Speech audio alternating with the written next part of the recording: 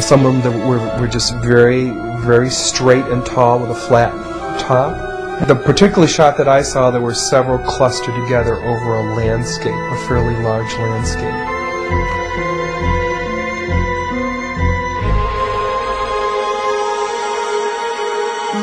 I worked there for 3 more days, and I remember going home and naively thinking, I can't wait to hear about this on the evening news.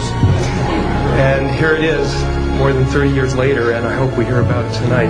And I will testify under oath before Congress that what I'm saying is the truth.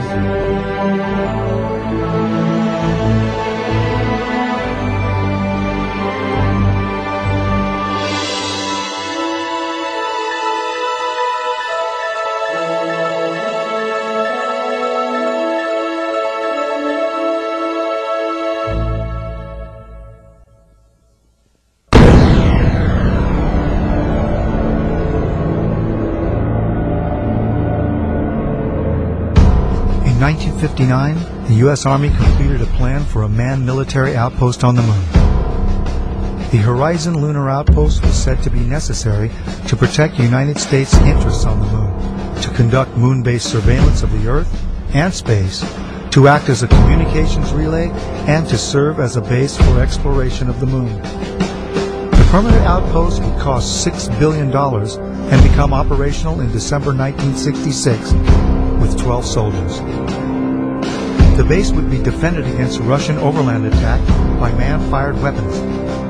The Apollo program began only 2 years after the Horizon report, but a moon base would not have been established earlier than the 1970s. During the discussion of UFOs, the question ultimately is going to come up, can any government keep secrets, let alone the U.S. government? And the answer to that is unequivocally yes. People in high-level government have very, very little, if any, information, valid information about this. Most have no more knowledge than the man in the street.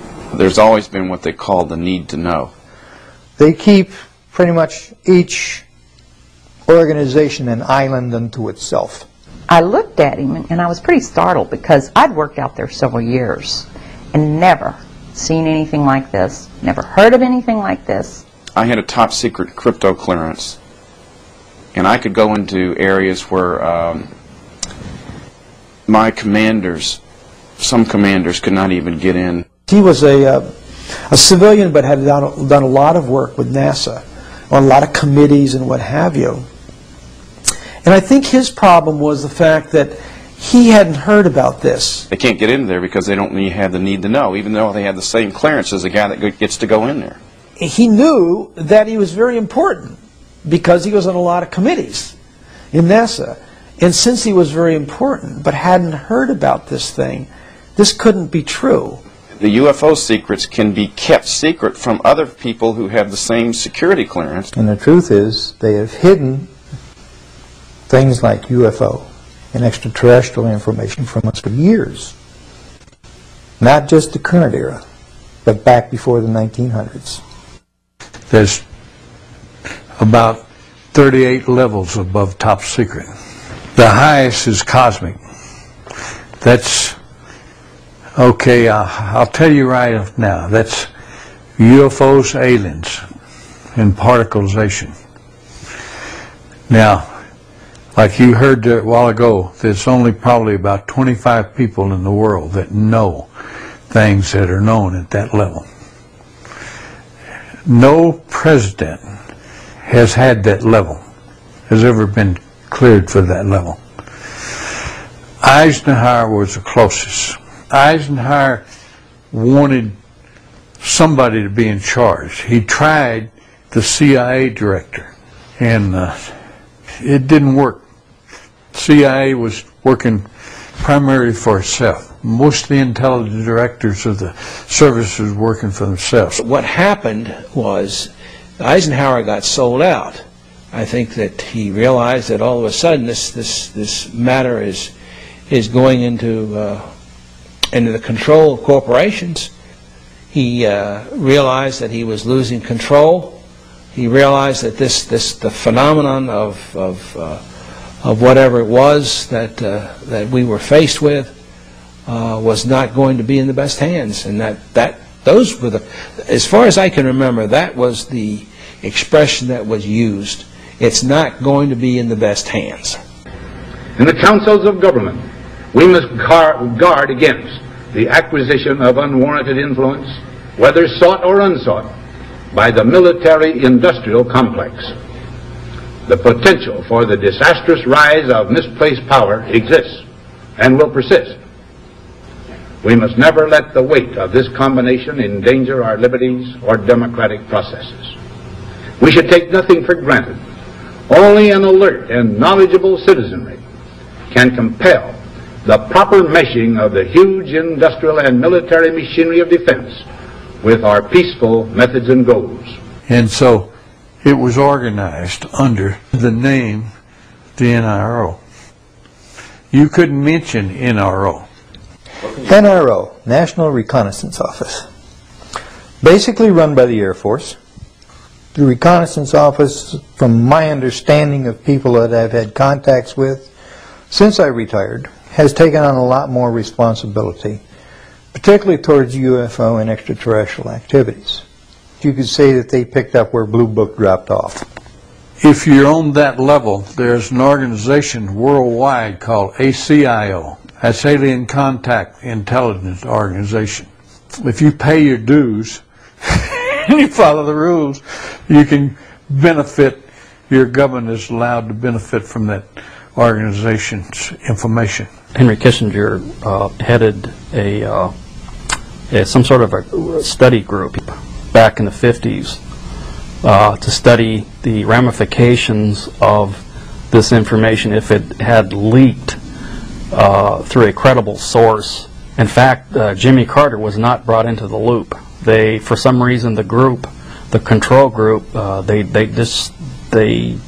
don't trust the guy for some reason.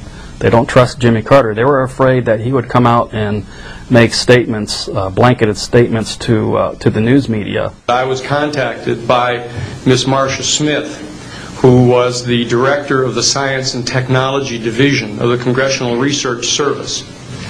She asked to meet with me, and I met with her, and she informed me that President Carter, upon taking office in January of 1977, held a meeting with then the Director of Central Intelligence, who was George Bush Sr., and demanded that the Director of Central Intelligence turn over to the President the classified information about unidentified flying objects and the information that was in the possession of the United States intelligence community concerning the existence of extraterrestrial intelligence.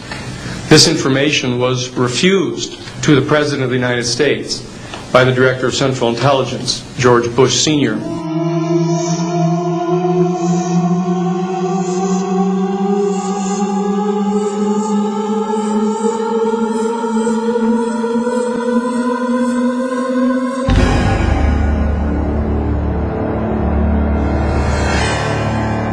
Told us we could not talk about this to anyone, including any of the other crews, our spouses, our family, even amongst each other. So we could not discuss this at all.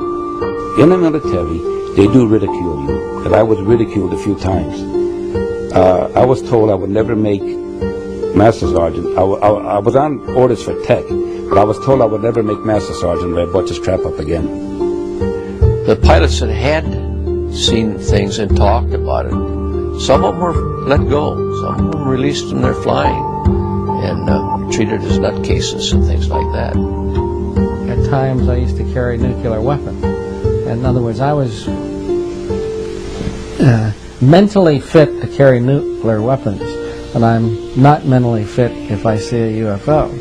Well, this criticism and this ridicule has, I think, done more to keep the story coming out than almost anything else. It had been discussed with me on numerous occasions.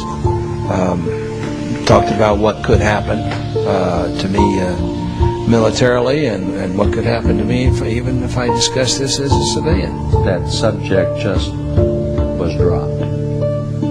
It just wasn't discussed.